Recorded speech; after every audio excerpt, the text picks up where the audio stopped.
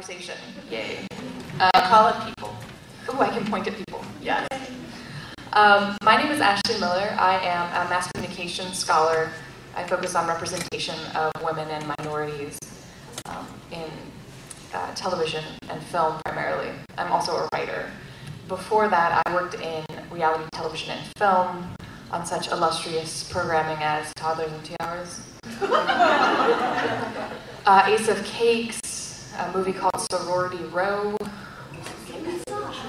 Ace of Cakes. Ace of Cakes is a good show. Yeah. Don't judge it by its shows. Yes, I think so. So that's my background. I'm a writer. I'm a blogger at Free Thought Blogs, and I write fiction and screenplays. And I'm currently working on my first young adult novel. That's me. Would anyone else like to introduce themselves? Let's start on the side. My name is Mike Levy. I'm an academic. I teach at the University of Wisconsin Scout. And I'm currently writing a book on young adult fantasy.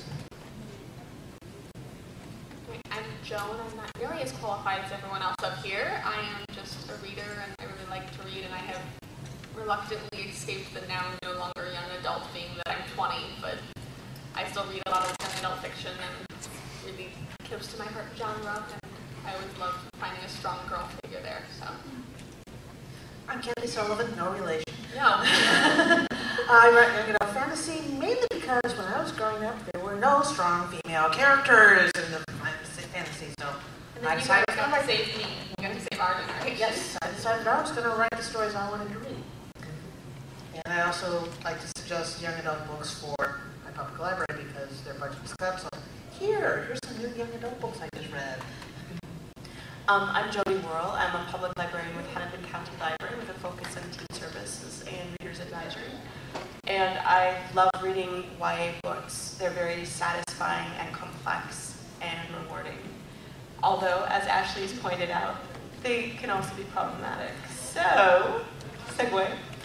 So my first question for you guys would be, what is your favorite female-driven young adult story?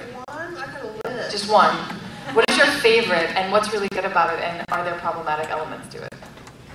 Alana, the lioness. And actually it's because she has fewer problems than many of them. She's just so strong within herself, and Tamara Pierce just did a brilliant job of adding romance to it, but not making that the plot and not the focus of her life. She makes some choices about boys later on, but that's not why you're reading this story. You're reading her journey into knighthood and discovering who she is. Recent one, Theo Watley from Sharon Lee and Steve Miller's The Aiden Universe. She's used to thinking of herself as very clumsy and causing problems in their society. She's on a very, very protected world where people don't do a lot of exciting things. You have to be very, very safe, very careful. And she finds out that she's actually has pilot reflexes. She loves math. And the things she wants to do, her society considers, oh my gosh, it's dangerous. No, we should chemically treat you so that you are safe and not clumsy. So, and because of that society, she doesn't notice when she's trespassing on, because she moves too fast. Her reflexes are way, way, way too fast. So she doesn't realize that, oh, she's trying to help somebody from falling over, and oh my gosh, you caused her to fall. So it's been rather interesting so far in the two books of noticing their society, and she finally gets off planet and actually is being noticed for the fact that she has skills that are appreciated outside for her world. It's wonderful watching her grow. Yeah. Speed say that I really like my favorite role model in young adult literature, like who I really connected with, was Allie of Tortall, which I know is like not as popular in that universe, but she's definitely like who I was like a teenager, and even now like as an adult, I'm never like this strong, like aggressive person, but I'm definitely on board with the like I'm not afraid of my femininity, I'm not afraid to be the girl, but I'm also not afraid to like throw the fight and be a bitch, like. And I think that really connected with me, that she was willing to like not be afraid of her femininity, and she doesn't have to like wear men's clothes or anything, not that like that's bad, but she's not afraid to wear like a sultry dress and pretend to be sexual to get what she needs, but she also knows how to be a powerful woman in herself. And then also on that same vein, Tris from Divergent, if you haven't read, you should. She's like being able to escape like what you were raised to be and being able to push yourself farther, but to also know to like question what feels wrong to you and to just go with like how you are as a person as opposed to what everyone says you should be. And just all that like meant so much to me. It's really cool. I want to push back a little bit and say, what do you think was problematic about those portrayals? Like, were there anything that you wish you would have seen in those books or in that universe? Yeah, you just didn't address that, so I'm not sure. And I think probably in like the Tortal universe, and I don't have a ton of issues there, but just mostly I feel like there were some problems that I would have where things would become too connected to like male characters, where there's parts where I was like, stop caring. I don't care about him. Like, I want you to be a little bit stronger as far as like Ellie. I wanted to push her further, and then Tris and Divergent definitely has some like weak parts that hurt me, and they do push her to be really feminine a lot. But I also think in that universe, Christina is really strong, which if you haven't read them, you should definitely read Divergent by Veronica Roth, and they're coming out of the movie really soon, and it's dystopian in Chicago, and it's great. But her best friend Christina is like true dauntless, and she's like really brave and strong, and she's actually portrayed by Lenny Kravitz's daughter. I don't even know her first name. Zoe. There we go. She's by Zoe Kravitz in the movie, and so she's actually of a minority, and she's like strong and aggressive and powerful, and she's such a brilliant girl. Like, she has a boyfriend and all of these things, but she is, if anything, like a real female role model of she's not afraid of anything. I think she addresses that. It's a dystopia where you're pigeonholed. You can be like one of 5 casts, and the Dauntless you can be brave. You can go and have adventures, and there's an intellectual cast, and all these other different casts that you can be in. And Divergent actually comes from the fact that this girl tested as being, she could go into any cast she wanted, really.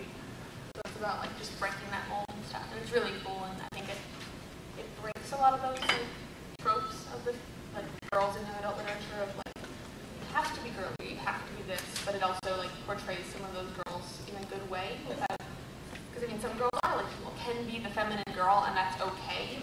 Like, we're not saying that because you like pink or you want to be a mom that's bad. We're just saying like you're a different form of girl and we respect you equally. And I think the later books of that series really get into like respecting the differences and where things can really be drawn together. Like the power of all of those tropes. Well, you know, because of this book I'm writing, over the last year I've reread all of McKillop and all of McKinley and Goodman Pierce, and you know, each one of those was my favorite female character. But I also review new books for various magazines, some of which aren't out yet. And right now, if I had to pick a character, it would be the main character in Holly Black's new book, which is called The Coldest Girl in Cold Town. If you are a Holly Black fan, you might have read a short story with that title a year or 3 ago. It's a totally different story. It's a vampire novel. It's set in a universe where vampirism is a disease, and the vampires have all been put into ghettos, essentially. And they're mistreated and abused, etc. They're also vicious sons of bitches, some. And you get infected with it through a complex system. And this young woman who's kind of a, you know, she's a party girl. You know, she goes to an all-night drinking party, and she wakes up with a hangover in the bathtub, you know, of the house she's at, and she pulls the bathtub thing back and walks out of the house, and everybody's dead. And there's blood all over the place. It's a gruesome novel. And it's vampires. And the great fear that moves the book is, will you get infected or not? But she is a very complex character. If you know Holly Black, she's one of the best stylists and one of the best character developing authors in young adult fiction. And she's also not afraid to probe really dark stuff. So The Coldest Girl in Cold Town does look at some very negative things, some very scary things about what it means to be a young woman. And it should be out in the next month or 2, and I recommend it. if you like dark. One of my favorite characters, and it's going to be like such the mainstream answer, is Katniss Everdeen, in the Hunger Games. And I like how she is very flawed as a character. She's very selfish, and that was one of those things that doesn't really come through in the film as much as it is in the books. But it's I really enjoyed that because that's generally how I feel, right? Like everyone's pretty selfish most of the time, and so you don't get that a lot in portrayals of heroes. They're usually motivated by being selfless and wanting to help other people, and so it's really nice to get that kind of complexity layered into a character. I'm also from the South, and so it was really nice to see a character who was basically a West Virginia stereotype, which is normally not one associated with being intelligent or capable. And seeing someone from West Virginia become this very powerful, self-sufficient woman. Of course, the book is not without its problems. I mean, the novel is primarily about white people, and that led to some very interesting reactions to the film version when people who had read the book didn't pick up on the fact that not everybody in the book was white, and the character of Rue. Yeah, it's very clear. Like when you describe someone as having dark skin and curly, kinky hair, and it's like, okay, they didn't use the word "this person is black," but it was pretty clear. It's a shame that there are not more main characters in that book who are explored at all. There's just a couple of tributes who don't end up making it. Spoiler alert. And so that was really interesting to me, was the response to the casting of Rue and her not being white. That was very revelatory to me about what people get out of books versus what's actually written into them. I don't know if anyone else on the panel has any thoughts on The Hunger Games specifically. I was fascinated by the Twitter storm that happened after the movie came out, and how people thoughtlessly voiced their concerns or disgust at times about that. So there were just a bunch of kids who were being very racist, and then they were being called on it, and it caused just a furor both in the schools, because the schools didn't really know how to help support them or work with them about it, and there were repercussions that they didn't expect, and I think some people were still stuck in their negativity too. They didn't learn from the experience. It was comments like, "I thought she was blonde-haired and blue-eyed and innocent, not some black girl," and it's like, because innocent obviously means blonde-haired and blue-eyed. I mean, it was a lot of and then there were those sort of ones where obviously it was just an intrinsic thing, and then there were sort of more openly racist things that I won't repeat. Words I prefer not to say myself. And it was mind-boggling that these people had read the book, right, theoretically, and had formed this opinion, and it was very strange. And there was a big upset also about her casting, but from the other side, because she's blonde and pale, and in the book, Katniss is presented as having olive skin and dark hair, implying that she might be some kind of racial minority. And so there was a pushback against the fact that they had intentionally, basically, cast somebody who was blonde and dyed her hair dark. Well, and with Justine Lorvelestier's book, Liar, too, that will cover the whole controversy. There were so many there's been a number of them that what did they put on the cover? Not reflecting the main character at all. Yeah. There's a lot of whitewashing of book covers that takes place in order to sell books. One of the interesting recent ones was the third book in Ursula Le Guin's No Shore trilogy. I forget the name of that one. But the main character is a young boy who's black, and he simply is black. And when the cover came out in the ARC, the advanced reading copy, the boy was white. And I got that advanced reading copy review, and the boy's face was white. He looked, Scandinavian. And Le Guin had a hissy fit. And because she's Ursula Le Guin, she can have a hissy fit. And they started sending her covers with the same face, but with the skin darkened through Photoshop. Until it looked like he had a really, really bad tan. And she kept having hissy fits. And eventually they literally cut that head off and put it in an African-American boy. And she was okay with that. But this has always been the case in science fiction and in children's publishing as well.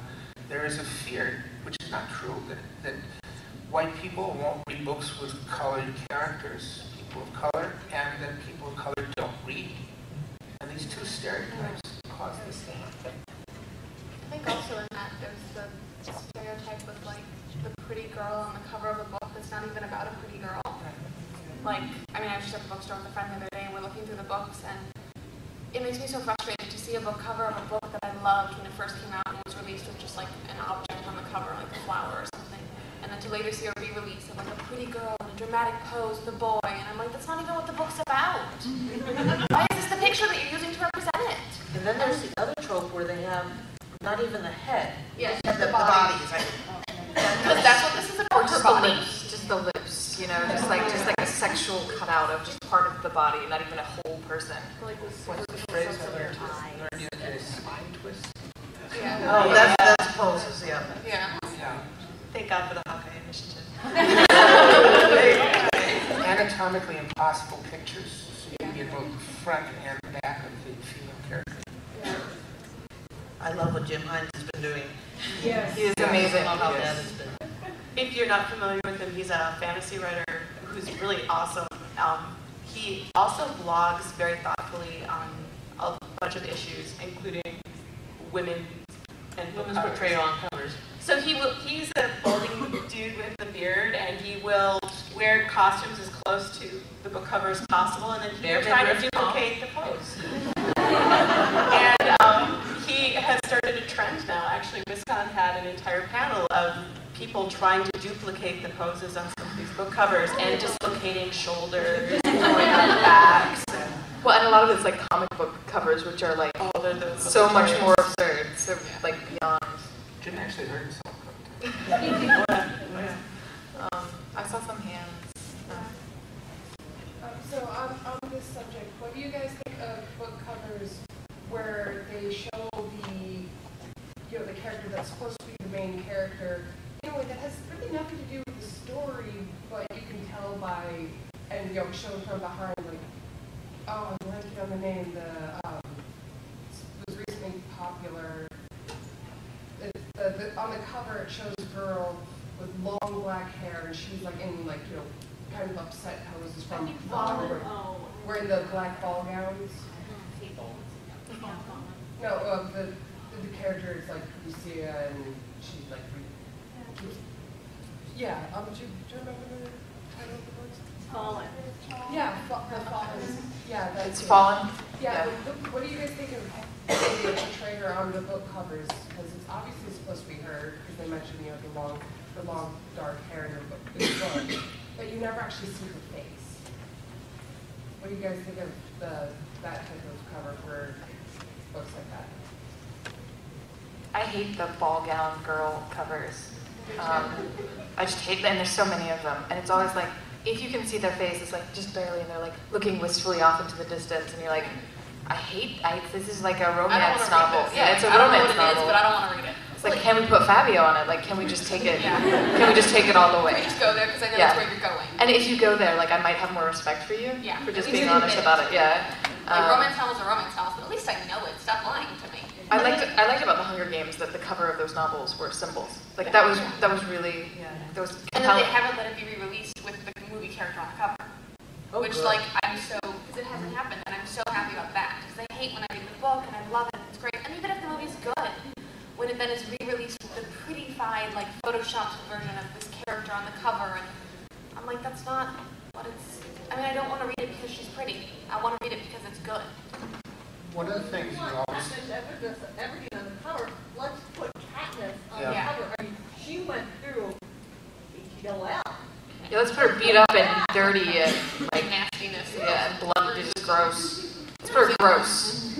Well, there's still the old trope that, oh, boys don't read books with girls on the cover. And boys ran the Hunger Games because there was only a symbol on the cover.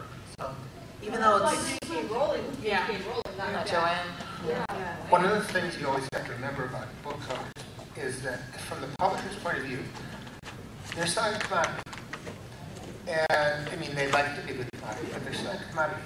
And in order to enhance sales, their assumption is that it's got to be a recognizable product. Okay?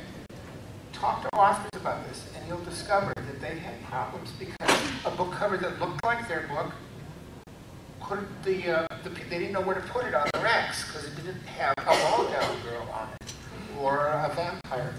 So once you know that ball-down girls sell well, the heavy temptation for the art director is to put another variation on that because the previous one sold, even if it's not really your book. I can't remember the name of the young adult author. I follow her. I can't remember it. But she actually does a survey every year. She tracks what the book cover art looks like and does a breakdown for you. So is it part of a female form? Is it a girl in a ball gown? Is it an object? And she spots trends and covers them that way. I will try and find the link and tweet it to people. I'm Jody on Twitter, if you're on Twitter. But otherwise, I think if you just Google like book cover, YA author, you might come up with her in the top results. But it's really fascinating every year because, of course, the trends do change as well. So, especially from a librarian perspective, there is the thought that boys don't consume media that's oriented towards girls, but girls, because we're like special or something, can watch things with guys. Well, mainly because we didn't have main characters being female for the longest time. Since we were free and forced to identify with men. But so from a librarian perspective or from a teaching perspective, how do you, it's obviously not true, it's just how men are socialized, but how do you approach that and how do you break through that and how do you overcome that stupid, idiotic idea, essentially? I think, at least with my younger siblings, I have all brothers, and with them, I think when they first realized that they could read a book that had a girl in it and they could still like it, was just what the book was. When they finally realized that they liked this book, and I don't know if anyone's read the Grimm sisters books, they're definitely like early reader, young adult, and they're really good. And the author came to our school when I was in middle school, and he talked about how he had an argument with his publisher for months about how if he would just make his characters boys, it'd be so much easier to market. And he was like, no, I don't care. And he was like, well, we could just, he was like, I don't care. If I sell 10 books and they're still girls, I don't care. And just that, and like my brother read those and I brought them home and he was like, this is awesome. And just the moment of like, even though they're girls, you still connect. And it's just finding the right book that isn't like, girls and their periods. Like, no dude's gonna connect with that, and we understand. But, you know, as long as it doesn't go into that and you just realize that girls are people just like you and they have very similar emotions, and that's why girls connect with guys. It's just when we finally have girl books that are no longer about girls and their periods and how they love boys, boys can finally connect with it because emotionally they're the same. and I think that's how we can reach readers the best, is just personal recommendation. We build a lot of book lists and share books based on themes, and we try very hard to balance them, don't we, Catherine? So that there are appeal factors all across the board and a diversity in characters. Did you want to In the classes?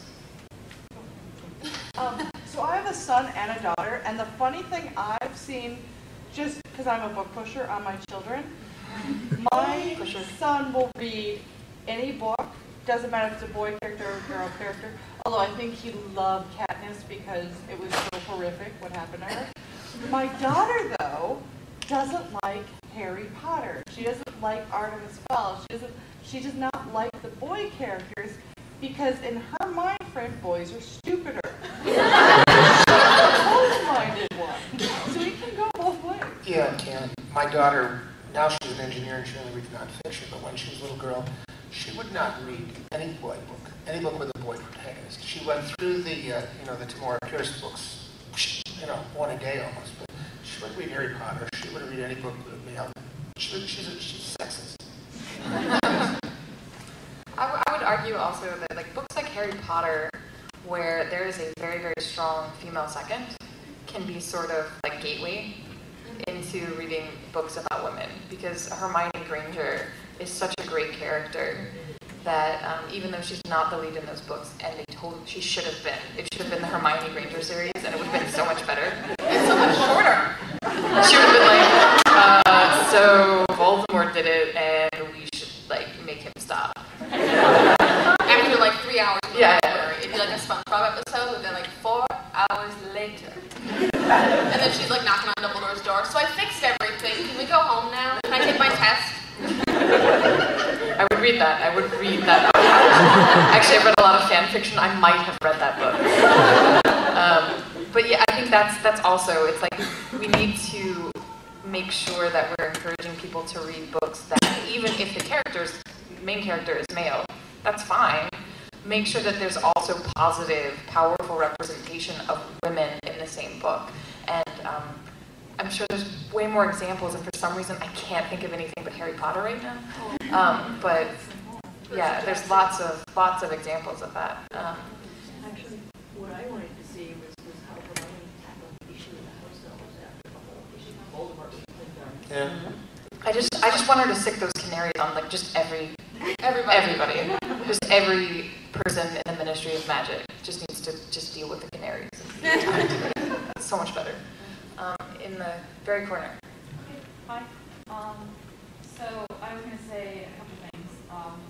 One of them is similar to the whole like do boys read books with girl main characters. My brother, when we were little, read everything that I read because I was his older sister and he wanted to be just like me.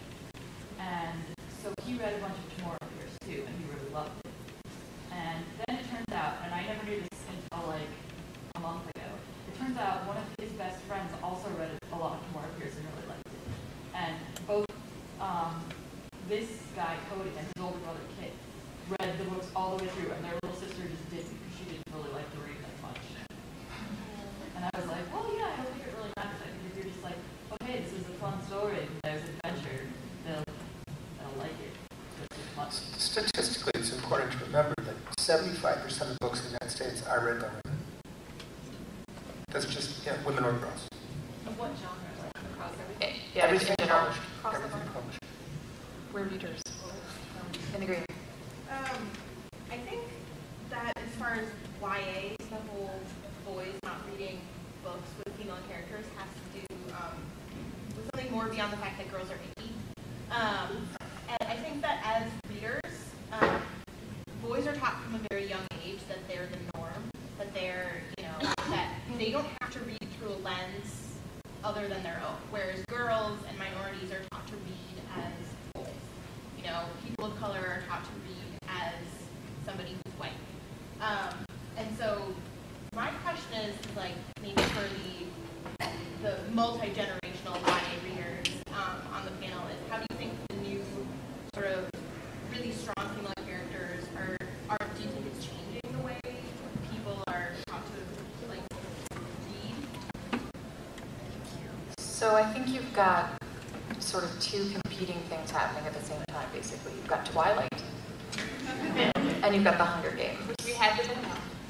You do. You have to talk about Twilight, and I was going to bring it up sooner or later anyway. I think it's because Twilight and The Hunger Games have both been very successful, there's been a realization that content matters to whether boys are going to want to watch something or not. Because Twilight is almost exclusively a female audience, whereas The Hunger Games is much more diverse. It's still female-dominated, but not nearly to the extent. And they've both been such huge blockbuster successes from a small studio that they've made a big difference I think, in terms of how Hollywood views it, and oftentimes what Hollywood thinks tends to be a reflection of a cultural movement and what the majority thinks. So that's what I see happening there. There are a number of things going on too. There's gradual. If we want to talk about feminism, very loosely defined as women who and girls who don't see themselves as doormats, okay? There has been a big change. You know, I grew up, all the women I knew were what are called second wave feminists. And they were fighting to discover what it meant to be a human being. Some of the younger people on this panel, and some of you, whether you're aware of it or not, who are this third wave feminists, you more likely to assume equality and other things too. There was a whole period where if you were a feminist woman, you couldn't be pretty. You couldn't care about your hair. It was inappropriate politically. Nowadays, the younger women, you know, you can go either way. It's much more open. And I think the books are showing that too. So you're getting more and more flexibility in what girls are allowed to do in books. I was just reading an article last week called Welding Brass Tits on the Armor by a woman. And it's about, I can never remember whether it's Patricia Kelly or Robin McKinley. I always get everything mixed up. One of them. And that was the question. You know, how do you show a powerful woman? Back in the 70s, there was a tendency to make them men. With, you know, pardon the expression, the breast tits welded on. Nowadays, we have more possibilities because we've seen more. You know, I can't say we much because I'm a guy, but my daughter is living them, you know. When I was a kid, who knew women who were engineers? I knew she is. You know, and the younger women in this audience are living them too. You can be things that weren't even conceivable when McKinley and McKillop started writing. Yeah, I think on that, what I had said about Allie and how, I guess when I was growing up, and I grew up like with the things you grew up doing, with Tamara Pierce and everything, and so there was already so much of like strong girls for me to understand and become a part of, and to not be pushed into a boy stereotype. And I really did read a lot of girls, but to realize that the two options for girls aren't I'm pretty and I like pink and I want to get into a fist fight are not the only options. Like, you don't have to be, you know, almost a guy or clearly a girl. There's ways in between the two. You can be, you know, feminine, you can be assertive, and you can not be either, and you can, you know, be only smart, you can be smart and pretty. All of that kind of stuff about how there's all these differences, and I think those are the things that, at least like my generation, or my experience, that we really like cling on to is now the differences that you can have within girls in science fiction and within girls in literature. Just that I don't have to just be like, thank God she's a female protagonist, and just be excited about that. I can be excited because she's a female protagonist who I even understand and that I really connect with. And she's female. And she's in a book that I love. I have a question. I have a teen advisory group that I work with at my library, and we had a conversation about feminism. And for half of them, feminism is a negative word. Because right now we're in this cultural cyclone, especially online and geek communities, trying to claim it as an egalitarian word. We're not painting men as negative. But so these young women are faced with this dilemma: do I embrace the label? Do I not embrace the label? And so I kind of have a question to all of you in the audience. What do you think of the word feminism? Should we do a show of how many of you self-identify as a feminist? How many of you definitely identify as not a feminist?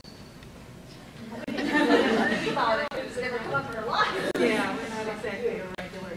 I grew up in a fairly liberal household, and my mother worked outside of the home because she wanted to, not because she had to.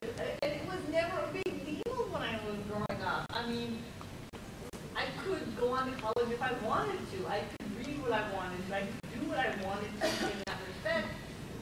There was not that tension when I was growing up, and I grew up in this small town in North Dakota. I was never discriminated against in the workplace. On college, I got a job as a library director. You know, I have never really tasted that.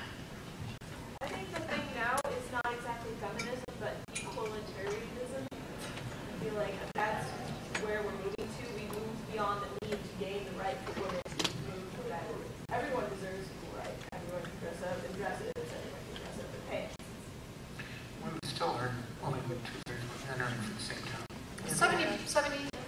50 cents. That's only for straight cisgender white. And it's a percentage of what white men make, not of, so if you are, yeah, Hispanic women make 50 cents on the dollar to white men. They make, Hispanic men make 52 cents on the white man dollar, I think. And then African American women, I think, perform equally with African American men in like the 60s cents area. Yeah. I think that points out too that, while I think everyone is very identified as feminist, I think you have to realize that there's definite problematic aspects to feminism right now. It's largely very racist. It's often cisgender favorable. It's, you have to really, can't say feminism, no, you have to really look at it because, my feminism shall be intersectional or it shall be bullshit. Right, and so it's like for those of us who are very young, I don't remember before Kimberly Crenshaw invented intersectionality, right? Like that was 1989. So intersectional feminism has been around for over 20 years at this point. And of course, there's a lot of second wave feminists who haven't decided that they're on board with the whole intersectionality thing. But so feminism, intersectionality is the study of multiple systems of oppression and how they interact. And so it's traditionally defined as race, class, gender, and sexuality. But there's also geography and religion and other sort of systems of power and oppression, and how they interact with one another and how they create different circumstances for different kinds of people. And that's the third wave of feminism. And there's a lot of pushback against the feminist label, partially from liberal groups who don't see enough intersectionality being embraced by the feminist term, and partially from like the men's rights activists and the people who think feminism it doesn't mean egalitarianism, right? It doesn't mean equity. It means oppressing the men's. They've had the table tilted in their favor so long, they see it no longer being tilted in their favor as pressure. I love Ruth Bader Ginsburg. She was asked how many women she'd like to see on the court, and she said 9. And the response was, 9? That's the whole court. Why? And she's like, it's been 9 men for 200 years. Why can't it be 9 women for once? Maybe we should try and come back to the But I mean, it's important. Like when we're talking about feminism and representation, what are we talking about? It's not just women. It's minorities. It's people who are genderqueer. It's people who are trans and all of that. And that's why these books matter, because these are what educate people in a very pleasant way about other people. You've had your hand up for a long time. I was just going to say, I was raised in a very, very liberal household, and both my parents openly identified as feminists, and so I grew up sort of identifying as feminist. And when I went to university, I went to a fairly liberal university, but it was a Christian university. And I made friends with a girl there who's one of my best friends now, and I openly identified at the university as feminist, and she just no, I'm not a feminist. And I would not say that she's anything, she's not anti-feminist, she isn't, she believes a lot of the same stuff that I do, she just rejects the label. So I think there's a lot of that, people just, rejecting the label, not necessarily rejecting what it means, but. And not wanting to be labeled. And well, whether you're labeled you're feminist or you're labeled not feminist, and it's like me, I grew up in a very liberal household, and the belief in people are equal, just to believe not, this is a foreign concept. I think it's a very successful media campaign to portray feminists as a bad thing. And aggressive and non-feminine and man-haters. And I think that's not true, but I think that the distaste for the label is because the media labeled them as bra burners, and it stuck in the same way that atheist is a bad label, despite the fact that it doesn't really mean half of the things that get associated with it. With the purple gloves? I was wondering, back on the books conversation, what you guys think of female heroines in books written by men. For example, the Sisters Grimm books, which are very female-dominated, or Terry Pratchett's Tiffany Aching series, which is, there's 2 major male characters in the entire series. Like, what do you think of that? It's awesome. There are a number of authors who can handle it very well, because, I mean, back in the day when there was hardly anything, Jane Smith wrote Tells the Amberton series, and very strong female character. She wasn't disguised as a male. She was basically a girl who was just very, very bright and had psychic powers and was a really good lawyer at the age of, what, 15 or 16, I think it was. So it depends on the author. There are some that you can tell that they have no idea what they're writing. Yeah. I think it's better in young adult fiction than adult fiction, actually, because I think whenever I read anything that has to do with sex, it's a woman character written by a man. It's almost always just like, that's not how that works, Stephen King, I'm sorry. I love you, bro, but... I think the YA market knows what it likes. I mean, the readers will reject a book with poorly written characters and just won't sell. Yeah. I think, too, there's a lot of, at least in YA, like, not that girls and boys are the same, but there's not as much stratification between girls and boys. There's a lot of things that they deal with kind of together that are very similar, like tropes and very different, similar, like, you know, problems and messages that they deal with. So it's easier for a guy to get into the mindset of a, you know, 12-year-old girl, but like a 40-year-old woman is like a foreign creature.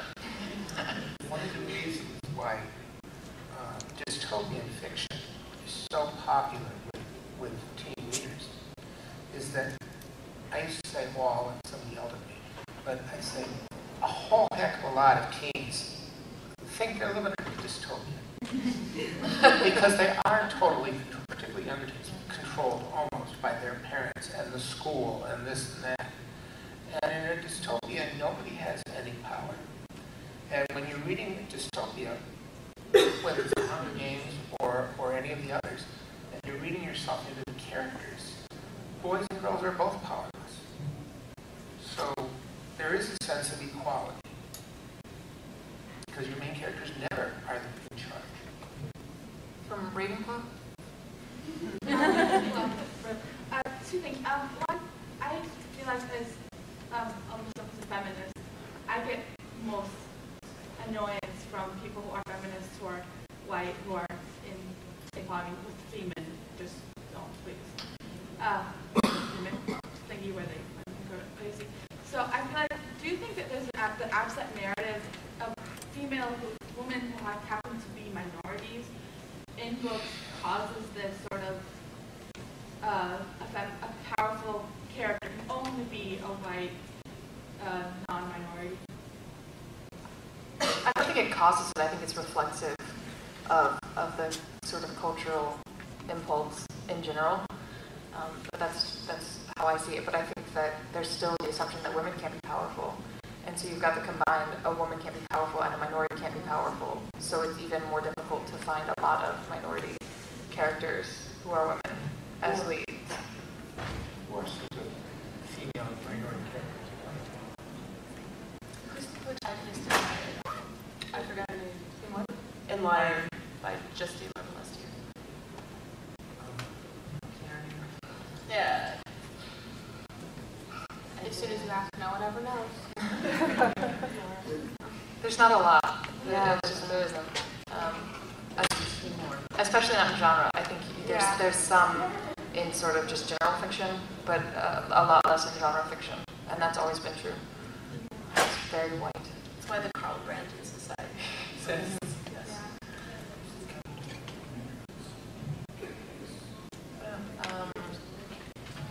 One of the things I was thinking about the discussion of male authors writing female in YA. I'm a father. I have a 17-year-old daughter. Young teens and older teens just don't keep that much bottled up. The filters haven't really kicked in yet. So as a dad, I feel like I understand more where my daughter is coming from than I might say one of my female friends that doesn't let me inside their head quite as dramatically.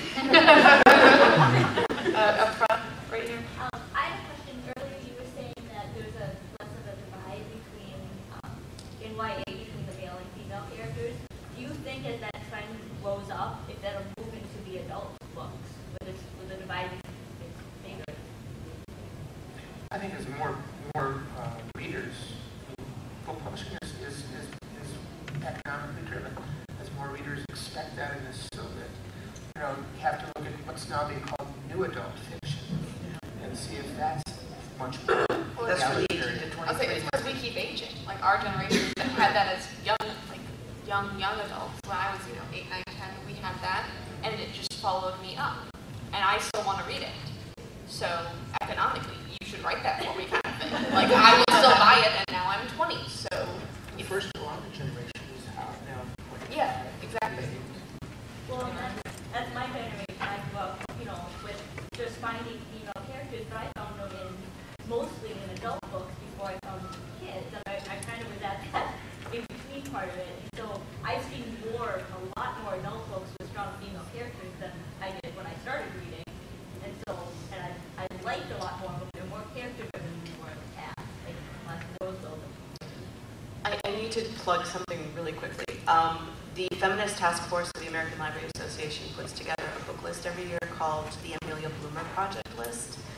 And they recommend children's books, picture books through chapter books, all the way up to YA, that have strong female characters or talk about women's history. So it's a nice mix of fiction and nonfiction and great characters. Amelia Bloomer. She's the woman who invented trousers for girls. Known as bloomers. I noticed in a lot of young adult fiction books that have the action adventure kind of feel, when they're little kids, they're usually like, there's one main character, but there's like a co-ed partnership between a minor character and Percy Jackson. Harry Potter. Yeah, the trio is very common with the one girl.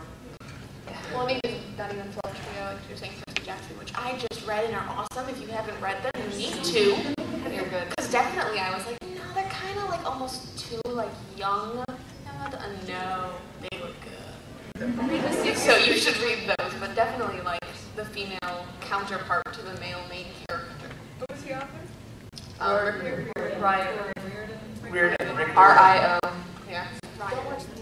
Going back to Don't watch the movie. Or watch the movie, but be prepared to laugh. And the second movie is coming out later on this year. It's just shocking to me that somehow that got a second movie and Golden Compass did it. At least they're putting Clarice in the second movie.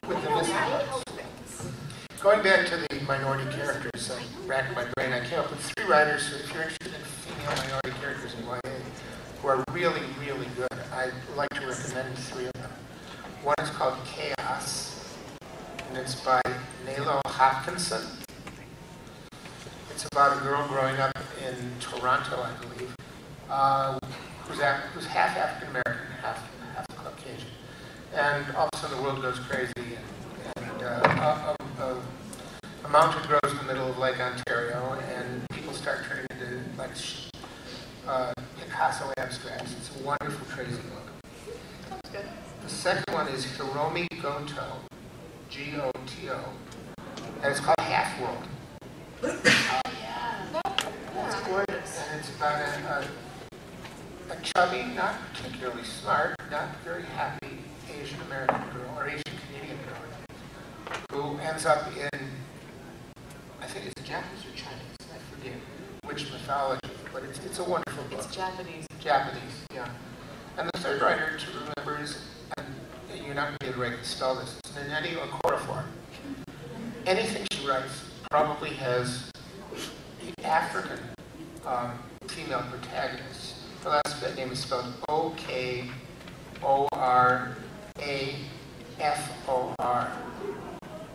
And one book that comes to mind is Akita Witch, A-K-I-T-A. And then anything else she's written. She also writes adult books. But there you get three very, very good writers who are writing strong, non-white female characters. We do only have 8 minutes left, so talk fast. What would you like to see for displaying and marketing for adult books that have heroines to guys, I guess? Because I work in the library, and when I see displays for guys, it's dirt bikes, wrestling, and superheroes, and I don't see anything that has anything to do with heroines at all. Girls in gowns on motorbikes. With an explosion. I'd watch it. I really wish the publishing industry would develop gender-neutral covers. Yes. That's what my dream would be. Like the Hunger Games and the just an image. Like you don't really know what the image is initially. It's just an image, and that's the point of there's nothing gender specific about the circle with the bird. Yeah, because I've tried to build library displays, and that's part of the problem is some of the covers are just so very gender specific, even though the content isn't. So kind of a dead giveaway when some of the marketing keeps putting flowers on book covers with girls in their pink and. He would really like this, but there's no way he's picking that up. Do you think there's been a change in the parameters on the usage of the amount of sexuality or racier language in the young adult genre? The older you get, you're getting a lot more of the different languages and sexing. So you've got the middle grade where you don't focus on that, but YA always seems to go through cycles. So I mean, in the 60s we had the problem YA, where you had teen pregnancy, alcoholism, and then now we're back to Holly Black's been doing with the language and smoking and everything else. So it goes through cycles. It reflects television, I think, really. What you can watch on primetime television, that's the standard when it comes to sexuality and language. And there's a feeling that it's not honest, right? It's like Harry Potter was sort of difficult to read towards the end because it didn't feel honest. That the only sexual encounters they were having were like mild makeout sessions, right? Like you're 17. You're 17. You go to a boarding school and really you just made out with your girlfriend you've been dating for 8 months? Really? Because we were all 17.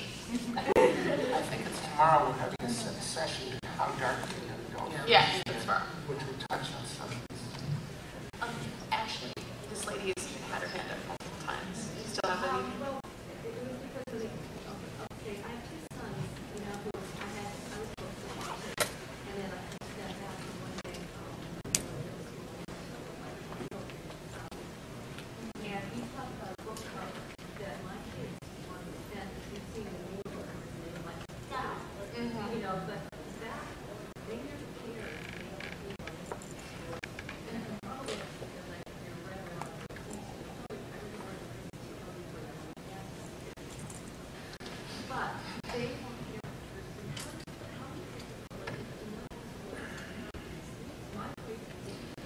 I think ebooks is the way to go now because book covers don't matter.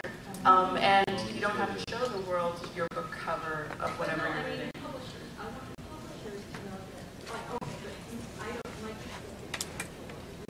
Okay. I think part of it is that I hope as our generation, like what we want to do and anything from the kids our age is that we're pushing in the internet. Like we push all the time. Like there's all kinds of forums and things talking to people and supporting authors that say things like, I don't want this to happen, and the internet agrees. And we're reaching the point where all of a sudden, we're becoming empowered in that. Like, when a book to movie comes out, and it's crappy, after the first week, no one goes, because we all told each other. We're not stupid, like, we're all a giant community, and the media is finally realizing this, that, like, we actually have opinions about what you're making, and we are economically contributing to what you're doing, so don't piss us off. For the pink. I just thought of another minority female character. Tomorrow Pierce's book, the Circle series specifically has Daja, and she's African American, they wouldn't call it that. She's special. Okay, well, that sort of brings up what I was talking about. I keep on hearing, the minorities.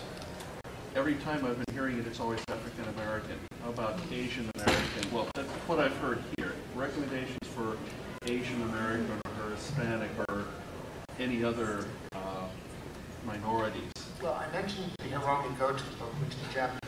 Okay. Another one is a book called Eon by Alison Goodman, where the characters are presumed to be something like Chinese. And it also had, is it an Iona or a Iona sequel? The best transgender character I've ever read in young adult fiction. We're kind of limited because we're talking about genre. Realistic fiction does have more portrayals. I have a challenge for the panel. It's a bit of a story, but I'll try to tell it in just a few seconds. A big part of choices for girls and the rise of feminism and the third wave of feminism was the rise of childcare. And when childcare became very common in Minnesota, it reached a tipping point where more than half of children were being raised in childcare. There were two things that happened that got almost no attention. Two groups of men on different decades tried to close every childcare facility in Minnesota. They tried to close all of them. One was the IRS, and the other one was the firefighters, the life safety people. And when this happened, as a man working in childcare, I tried to get support from the Ms. Foundation, from the National Organization for Women, but people working in childcare were not glamorous enough for them. They gave us no attention at all. They wouldn't help. They wouldn't answer questions. I called them on the phone. I wrote them letters. One of my daycare parents had given the Ms. Foundation millions of dollars. She wasn't able to get their attention. It wasn't about women going into politics or becoming lawyers or working for NASA. It just wasn't of any interest to them whatsoever. So this is an important subject, but it's kind of off our panel. Well, not exactly, because what I'm seeing, what I'm asking about is the heroines here, the strong women. Are they only becoming interesting and strong because they're now doing things that were exclusively done by male characters? Or are they going to transition to something? They exist. I mean, they just didn't exist is really the thing. It's not that they're doing things that boys do. It's that they just didn't exist, right? And so that's it. I want to get the woman in blue. Hi, quickly. Have any of you read Cure by Julianne Bagger? Yeah. I love it. I love it. The third one in the trilogy is going to come out later, but I've read the first two, and it's a female protagonist. She's not pretty. There are detonations. It's a dystopian future. She has burns on her face. She has a doll's hand, or a doll's head instead of her hand, because when the detonations went off, they fused to whatever objects were around them. And some characters are fused to other characters. There's one character who was riding a motorcycle with his brother. When the blast went off, so his brother is fused to his back, and they're not pretty. I know it sounds awful, but they're so. It's dark. It's gritty. It's incredibly interesting. It's young adult, and it's. I can't wait for the third one to come. I started reading and I thought, oh, typical YA. There's a girl. She's got two boys. Oh, but she has a doll's head. And they're going through all these, really life-threatening situations. They question themselves. They question other people, and it's really good. So it's three. There's three of them. The third one is not out yet. But it's Julianne Bagger. It's the Cure trilogy, and it's wonderful. It's three, so the panel is over. I'd like to thank you all for coming. Thank you. Yeah, thank you to the panel.